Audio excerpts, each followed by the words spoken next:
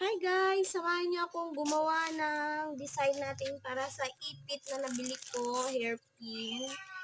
Ayan. Meron pa akong fuzzy wire na kulay. Hindi ko alam kung anong kulay ito. Hindi ako familiar sa kulay nito. Medyo dark pink yata ito. Yes, gagawa po tayo ng flower gaya ng nakikita nyo dyan sa picture. Sa video ko. Ayan. So, inikot-ikot ko lang po yung fuzzy wire dun sa ball pen ko. And then, after nun, kinat ko siya sa dulo.